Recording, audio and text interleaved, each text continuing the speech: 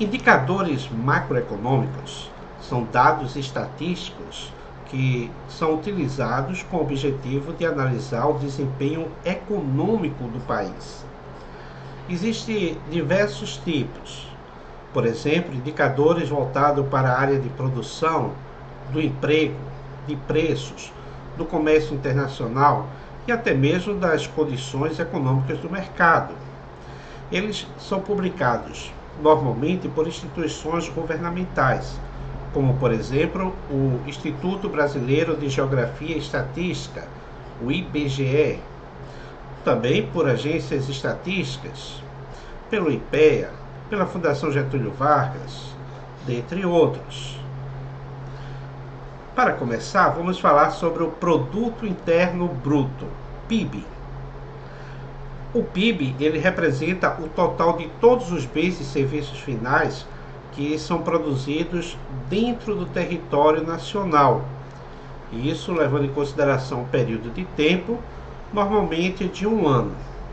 Ele inclui todos os valores referentes aos bens e serviços que são produzidos por empresas, por indivíduos e também abrange setores como agricultura, indústria, serviços, construção, entre outros.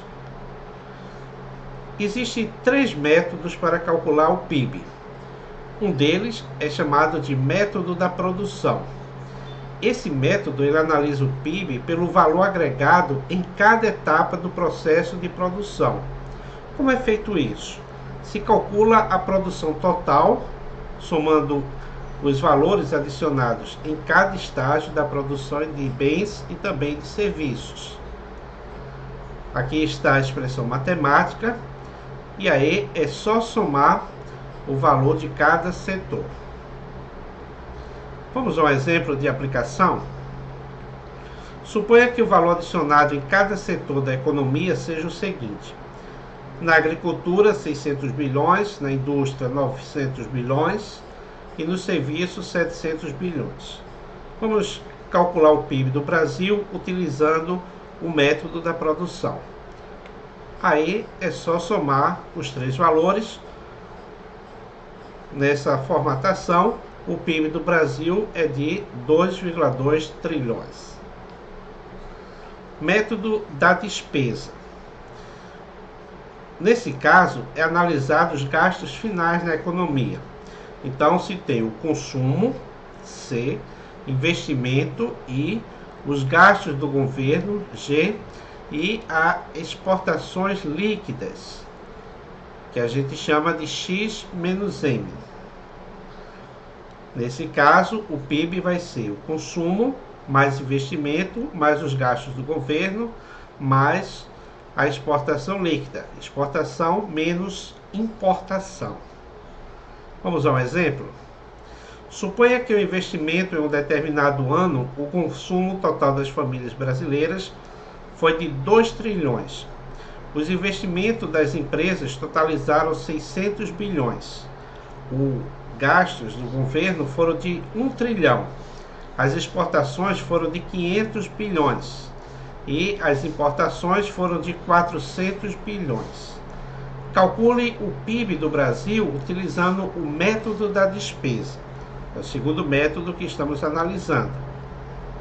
Vamos à solução. Nesse caso, soma-se o consumo das famílias, 2 trilhões, investimento, 600 bilhões, gasto do governo, 1 trilhão e a exportação líquida, 500 menos 400 bilhões. Fazendo a equação, você chega ao PIB do Brasil como sendo 3,7 trilhões. O método do rendimento. Calcula o PIB pelo total da renda gerada pela produção de bens e serviços. Isso inclui o processo produtivo, como salário, lucro, juros, aluguéis, entre outros. A expressão matemática seria a soma de salários mais juros, mais lucros, mais os impostos, menos subsídios, se houver. Um exemplo: suponha que em determinado ano os salários totais no Brasil somem 3 trilhões. Os juros alcançados foi de 500 bilhões. Já o lucro das empresas, 2 trilhões. Quanto aos impostos líquidos sobre a produção e importação, foram de 1 trilhão. E os subsídios, 200 bilhões. Vamos então calcular o PIB do Brasil utilizando o método do rendimento. Temos aí os salários, 3 trilhões, os juros, 500 bilhões, os lucros, 2 trilhões, os impostos, 1 trilhão e os subsídios, ele entra negativo na equação, 200 bilhões. Então, por esse método, o PIB do Brasil é de 6,3 trilhões. PIB per capita, ele é muito útil quando é comparado entre países. O produto interno bruto, ele é dividido pela população total de um país ou região. Então, ele é uma medida do produto médio por pessoa na economia. A expressão matemática, você pega o PIB total, esse que a gente analisou anteriormente pelos 3 métodos, e divide pela população total. Vamos a um exemplo. Esses dados são reais e tiveram como fonte o IBGE. Se a população do Brasil em 2022 era de 2,3 milhões de pessoas e o PIB nominal era de 9,9 trilhões, calcule o PIB per capita de 2022. Então a solução, divide-se o 9,9 trilhões pelos 203 milhões de habitantes. Então, a renda per capita do Brasil em 2022 foi de R$ 48.768,47 centavos. PIB nominal é o valor do produto interno bruto a preços correntes ou valores monetários atuais. Um detalhe no PIB nominal é que ele não leva em conta a inflação ou a deflação. Ele serve apenas como um instrumento para comparar a atividade econômica ao longo do tempo em termos monetários brutos. Aqui a expressão matemática, preço vezes a quantidade. PIB real. A diferença para o PIB nominal é que este é ajustado pela inflação ou deflação. Então ele leva em consideração a mudança dos preços ao longo do tempo. Então ele reflete um verdadeiro crescimento econômico. A expressão do PIB real é o PIB nominal dividido por 1 mais a taxa de inflação ou deflação. Indicadores de inflação. Temos o Índice Nacional de Preços ao Consumidor, INPC. Ele mede a variação média de preços para famílias que tenha uma renda mensal entre 1 e 5 salários mínimos. É levado em consideração os gastos como alimentação, habitação, transporte, saúde, educação, entre outros. A expressão matemática, preço vezes a quantidade no mês atual, dividido pelo preço vezes a quantidade na data base. Um exemplo de aplicação. Na data base, o preço médio do produto X era de 20,80 unidades. E o produto Y era de R$ 30,00, 120 unidades. Agora, então a data atual, o produto X custa R$ 25,00, 80 unidades, e o produto Y custa R$ 35,00, levando em consideração 120 unidades. Qual a variação percentual do INPC? Vamos à solução. Temos aí os preços na data atual e a quantidade na data atual. 25 vezes 80 mais 35 vezes 120, dividido pelo preço vezes a quantidade na data base. 20 vezes 80 mais 30 vezes 120. Isso menos 1, porque é um índice, você tem 60%. Outro índice muito importante para avaliar a inflação é o índice de preço ao consumidor amplo, o IPCA. Ele é o indicador oficial de inflação no país, que é utilizado inclusive pelo Banco Central do Brasil para determinar algumas políticas econômicas.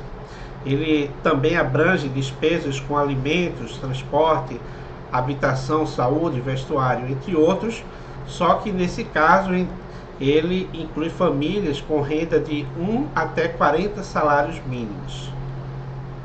A expressão matemática é similar à do INPC, e aqui a gente tem agora indicadores de trabalho. Taxa de emprego. Ela expressa a proporção da força de trabalho de uma população economicamente ativa, que a gente chama de PEA. PEA, população economicamente ativa. Aqui a expressão matemática, número de pessoas empregadas dividido pela PEA, população economicamente ativa. Taxa de desemprego. Seria uma espécie de complementar da taxa de emprego. É uma medida que expressa a porcentagem da força de trabalho de uma população economicamente ativa que está desempregada e procurando ativamente emprego. Ela geralmente é medida por meio de pesquisas de amostras que são representativas da população que está sendo analisado em relação à força de trabalho. A expressão matemática para a taxa é número de pessoas desempregadas dividido pela população economicamente ativa. Exemplo de aplicação. Suponha que uma economia tenha uma população economicamente ativa de 2.200 pessoas, das quais 2.000 estão empregadas e 100 estão desempregadas. Calcule a taxa de emprego e a taxa de desemprego. Vamos à solução. No caso da taxa de emprego, a gente vai dividir 2.000 pelo PEA, população economicamente ativa, 2.200. Então nós temos uma taxa de emprego de 90,9%.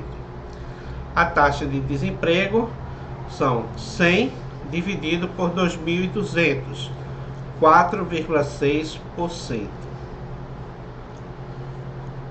Coeficiente de Gini. Esse coeficiente é uma medida estatística que quantifica a desigualdade de renda ou riqueza dentro de uma população. A variação dele é entre 0 e 1. Quanto mais próximo de 0, maior é a igualdade entre as pessoas nessa população. Quanto mais próximo de 1, mais desigualdade. Ou seja, uma pessoa ela detém toda a renda se esse índice for igual a 1. A expressão matemática é o coeficiente igual a A dividido por A mais B. Trata-se da área em torno da curva de Lorenz. Aqui está a curva. Observe que aqui a gente tem a reta de total igualdade e aqui a curva de Lorenz. Então, essa área aqui é chamada de área de concentração. Nesse caso, quanto mais próximo essa curva ela for dessa reta, menor é a desigualdade. Vamos a um exemplo? Em uma região do Brasil, a distribuição de renda é a seguinte: os 10% mais ricos possuem 40% da renda total. Os 20% seguintes detêm 30%. E a maioria, que são os 70% restantes, possui os 30% restantes da renda. Calcula o coeficiente de Gini. Solução. Primeiro vamos analisar proporção de pessoas, proporção de renda. 70% detém 0,30, ou 30%. 20% detém 30%. E os 10% possuem a maior quantidade, 40%. Acumulamos esse valor, 0,70 mais 0,20 dá 0,90 mais 0,10 dá 1. Mesma coisa com a renda, 0,30 mais 30, 0,60 mais 40 dá 1. Montamos então a curva. Veja, 10 a 70, aqui o primeiro ponto, você tem 70, 30, 70, 30, o segundo 90, 60. Observe, 90, população, proporção acumulada da população, e 60, proporção acumulada de renda. E aqui fecha em 100%. De modo que você tem essa área de concentração. Bem, o que é que diz o resultado em relação a esse acúmulo? Vamos lá. Como se calcula o B? É uma expressão matemática de trigonometria. Você tem 0,7 vezes 0,3 dividido por 2. 0,7, 70%, vezes 0,3 dividido por 2. No caso, esse triângulo aqui. Depois, você tem 0,3 mais 0,6 vezes 0,2 dividido por 2. De onde vem esse número? 0,3, essa altura, 0,2, essa diferença. Então, eu tenho 0,3 altura menor, 0,6 altura maior, 0,2 a diferença. 0,3, 0,6, 0,2. O cálculo deu 0,09. E por último, eu tenho a altura menor 0,6, altura maior 1 e a diferença 0,1. 0,6 mais 1 vezes 0,1. De modo que B é igual a 0,275. A vai ser 50%, já que aqui você tem um quadrado, a metade dele 50%. 0,5 menos 0,275 dá 0,225. Usando a fórmula do coeficiente de Gini, você tem 0,225, que é o A, dividido por A mais B, 0,225 mais 0,275. Aí deu 0,45. Esse é o resultado para o coeficiente de Gini. Bem, ele, nesse caso, está no meio termo. 0,45, ele nem está muito desigual, porque aí seria próximo de 1, nem está em total igualdade, que seria próximo de 0. Fazendo uma conclusão geral sobre os indicadores macroeconômicos, podemos dizer que eles são fundamentais para prever o crescimento econômico. Além disso, ele é útil para se analisar a inflação, desemprego, alguns indicadores relacionados à condição econômica e social do país. Influencia os investimentos, porque as empresas elas utilizam esses indicadores para tomar decisões, além dos investidores que vão até o mercado financeiro.